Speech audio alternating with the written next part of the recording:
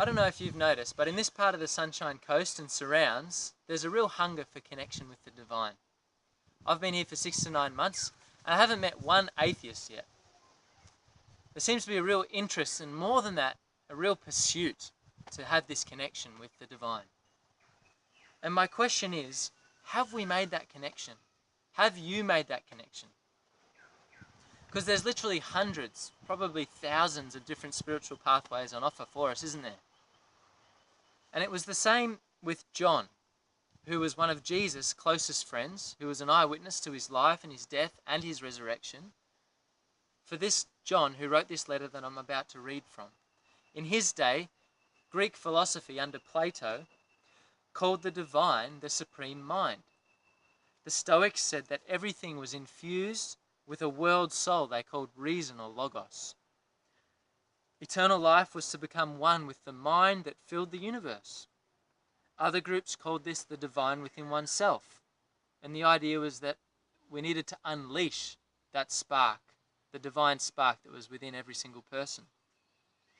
Today, here in Millennium in particular, people call it the universe. And it's the idea that if we give out positive energy through acts of kindness and love, then we'll get positive back in our lives from the universe. Somehow that will happen for us. And if we don't, if we put out negative energy, then we're likely to get negative back in our life. If you're a Star Wars fan, it's the idea of the Force. Or if you're in an addict recovery group, it's the higher power.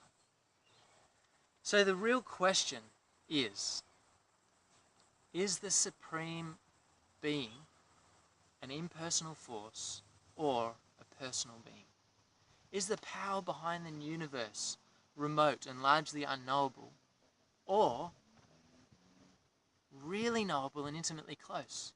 Is the logos behind everything and everyone available to be touched with hands, seen with real eyes and heard with real ears?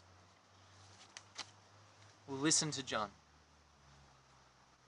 We proclaim to you the one who has existed from the beginning, whom we have heard and seen. We saw him with our own eyes and touched him with our own hands. He is the word of life. This one who is life itself was revealed to us, and we have seen him. And now we testify and proclaim to you that he is the one who is eternal life. He was with the Father, and then he was revealed to us. We proclaim to you what we ourselves have actually seen and heard, so that you may have fellowship with us. And our fellowship is with the Father and with his Son, Jesus Christ. We're writing these things so that you may fully share our joy. So let's not beat around the bush. What's the answer we're looking for? John's proclaiming, exclaiming, shouting.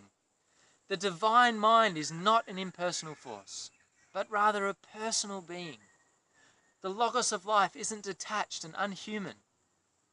He was revealed to us and seen with real eyes. He was heard with real ears. He was touched with real hands. Not just before he died either. John's saying, we did this before he died and after he was raised from life. We saw him, we heard him, we touched him. We might be thinking, well, that's good for John and those around, but what about us, who are so far removed from this incredible life, from God's life on the earth? Well, what does he say? Well, I'm sorry, but if you weren't there around with us at the time, then you've missed out. It's only for those who saw him, who heard him, and who touched him, who can have this intimate relationship with the divine being. But I just wanted to share with you how good it was and wish you were there. Well, no. He says, we're telling you these things so that you can have what we have. Fellowship, intimacy with the divine Father and with his Son, Jesus Christ. We're writing these things so that you may fully share that joy. Fully share our joy, not partly. That is good news for us. Our divine Creator wants a personal relationship with you, with me, with every human being on this planet.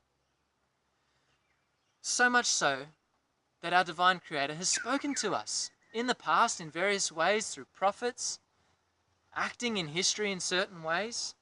But in these last days, he's come down, took on human flesh, and God has lived a human life amongst us. So ask yourself, do you know God like this? do you know this God? The real God, the God who has spoken to us, the God who has come and dwelt with us? Or is your connection with the divine at the moment not a real connection at all? Because John, at the beginning of his letter here, he wants to make it crystal clear. It's Jesus who's the one that can give us and bring us into eternal life. An eternal life of relationship with our divine Creator. It's Jesus who brings us into fullness of joy. It's Jesus who brings us into fellowship with each other. You and I need Jesus. The Sunshine Coast needs Jesus.